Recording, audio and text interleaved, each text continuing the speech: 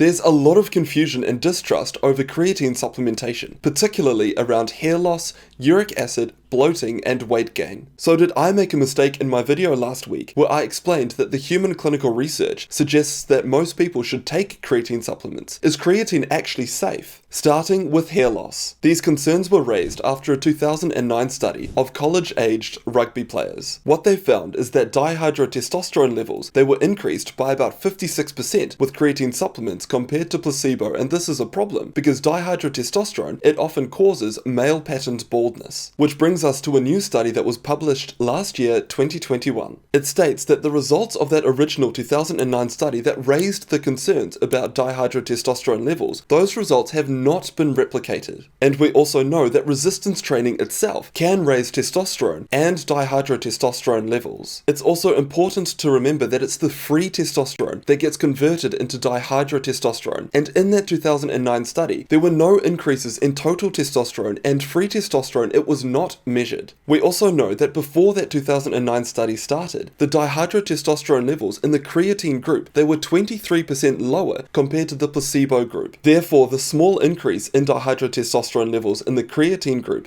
combined with the small decrease in dihydrotestosterone levels in the placebo group, those two things explain the statistically significant increase that this paper observed. Overall, it was a flaw in how that 2009 data was interpreted. Plus, to date, we've got 12 separate studies that have looked at creatine supplements and its effects on testosterone. And while 2 studies reported small, insignificant increases in total testosterone, 10 studies reported no change in testosterone. And in 5 of those studies, free testosterone, which is the testosterone that gets converted into dihydrotestosterone, there was no difference seen. In summary then, the current body of evidence does not indicate that creatine supplementation increases total testosterone, free testosterone, DHT, or causes hair loss. Instead, we know that testosterone levels increase after resistance training. So it's far more likely that creatine supplements are getting blamed for baldness when actually it's because of the resistance training and just that people are getting older. So stick around until the end of the video because I'll go through how to treat male patterned baldness. Moving on to uric acid. Now we worry about uric acid because if the levels are too high, that can cause gout. And there was a comment in my previous video where creatine supplements were being blamed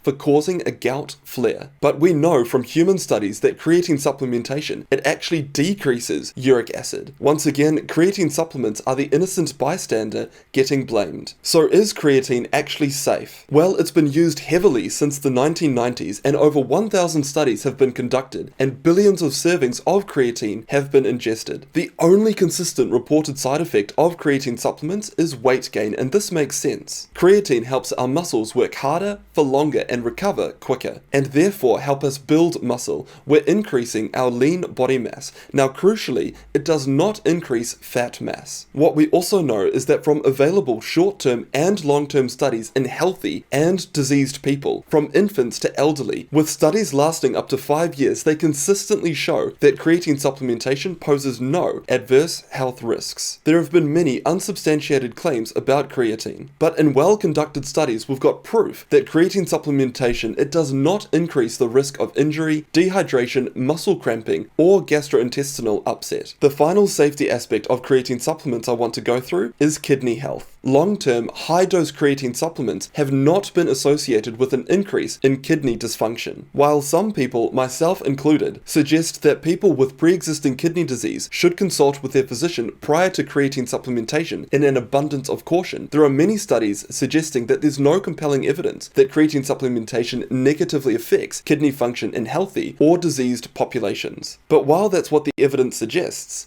I certainly recommend checking with your doctor first. In summary, creatine is a safe supplement that's got crucial benefits for muscle performance, recovery, and possibly even cognition. For males that are worried about hair loss, the current treatment is low-dose finasteride 1 mg. This partially blocks the conversion of free testosterone to dihydrotestosterone. So by doing resistance training, we increase testosterone levels. So what we ideally want to do is keep the dihydrotestosterone levels the same. So we can do this by partially blocking the conversion of testosterone to dihydrotestosterone, so that testosterone testosterone will increase, but the dihydrotestosterone will stay the same if we use the low-dose finasteride. The final treatment that actually works is topical minoxidil. This comes as a foam which you apply to your head. The thing is, we've only scratched the surface in this video on testosterone, so check out this next video here where I explain how testosterone is transforming aging. A big thank you to DoNotAge.org for their $10,000 donation to my rapamycin clinical study.